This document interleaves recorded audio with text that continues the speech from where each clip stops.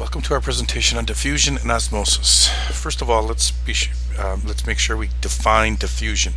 Diffusion is the movement of any material from high concentration to low concentration.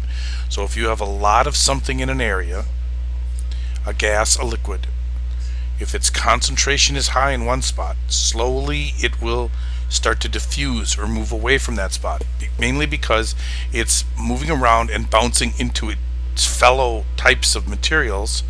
If it was an odor, something like that, if there's a high concentration of a certain odor, a perfume or something like that, and they keep bumping into each other, they're going to be knocked away. If you had a bunch of balls in the corner of a gym and they were bouncing around very rapidly and they didn't stop bouncing like they really do, as they hit each other, they would start, some would bounce into that corner, but the opposite ball would bounce out more into the gym, and it would move out until eventually the balls would be pretty much, if they kept bouncing forever, they'd be pretty much spread out throughout the gym.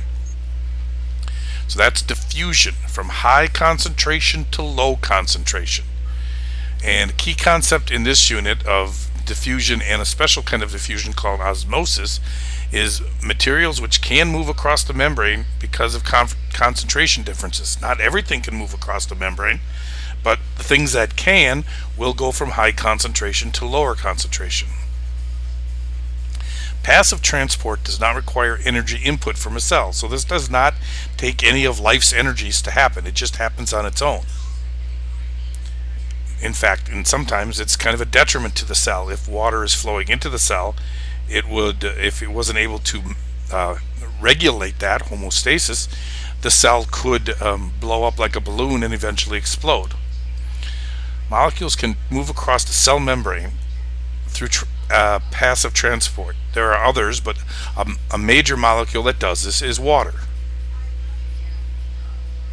Outside of the cell, in a normal freshwater situation, you would have a higher concentration of water molecules, and inside a relatively lower concentration, because inside the cell there's more stuff dissolved in it. So in any given square inch, let's say, there'd be some water molecules, but some salt and some sugars and some other things. So there wouldn't be as many water molecules per square inch on the inside as there would be on the outside. There are two types of passive transport: diffusion, high concentration to low concentration, and osmosis, diffusion across a semi-permeable membrane. Semi-permeable means it lets some things through, but other things are blocked. Diffusion and osmosis are types of passive transport. Again, this does not take any of life's energies, it just happens. Molecules diffuse down a concentration gradient. Putting a drop of colored into a glass of water can be cold water, but warmer water works faster. And if it just sits in there, as the water molecules bounce and get those color molecules active, they will start to move around the liquid, bounce around the liquid, until eventually they're spread out evenly. Osmosis is the diffusion of water molecules across a semi-permeable membrane. Three types of solutions in dealing with osmosis. Isotonic.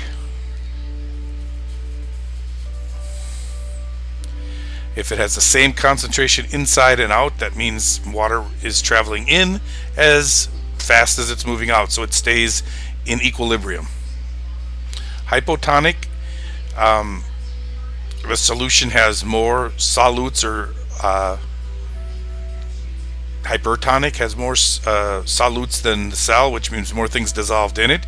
So then in that case, water exits the cell because there's a higher concentration in the cell than outside the cell. So if you put a living cell in salt water, which has a high concentration of salt in it, the water would move out of the cell into the water, trying to create an equilibrium. It can't, because there's just not enough water, and so eventually the cell could shrivel up and kind of dry out, if you will, and die. And the hypertonic is when, or hypotonic, has fewer solutes than in a cell. So in a hypertonic situation is when you have more water outside than inside the cell, and so it will move inside into the cell and cause cell to expand, and if it doesn't have a cell wall, very easily if the cell can't handle it, it will burst. Some molecules can only diffuse through transport proteins, so this is when you start to get a little bit more control by the cell. Some molecules cannot easily diffuse across the cell membrane. So facilitated transport is diffusion through transport proteins. So this does take some specialized structures. It's a little bit higher level of diffusion. It can move across a cell wall. Sodium ions are this way sometimes when we learned about nerve cells earlier in the semester.